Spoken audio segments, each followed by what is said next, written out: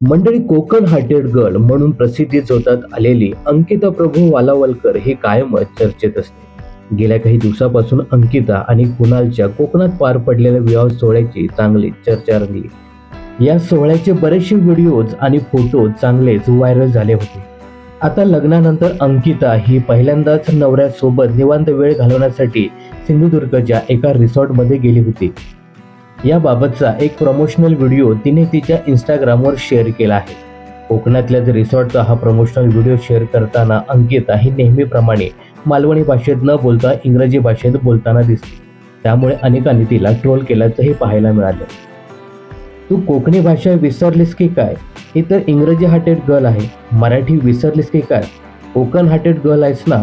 यासारख्या बऱ्याचशा वाईट साईड कमेंट्स तिच्या व्हिडिओच्या खाली नेटकऱ्यांनी केल्याचं पाहायला मिळते. यातल्याच एका कमेंट्सवरती रिप्लाय देत अंकिता म्हणते, जगभरामध्ये सर्वात जास्त लोकसंख्येला इंग्रजी भाषा समजते.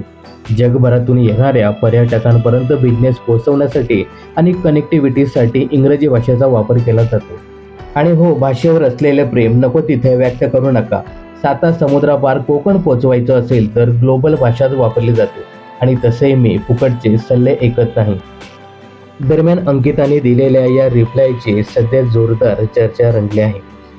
तर अंकिता अशा प्रकारे नेहमी सोशल मीडियावर ट्रोल होत असते. मात्र ट्रोलर्सला अंकिता चांगलीच सुनावतानाही दिसते. या व्हिडिओवर सुद्धा बऱ्याचशा नेटकऱ्यांनी अंकिताला ट्रोल केले, तर बऱ्याचशा नेटकऱ्यांनी अंकिताचं कौतुकही केलं आहे.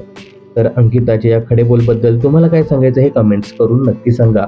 मनोरंजन क्षेत्रातील अशा फिल्मी अपडेट जाणून घेण्यासाठी चॅनलला सबस्क्राईब आणि फॉलो करायला विसरू नका.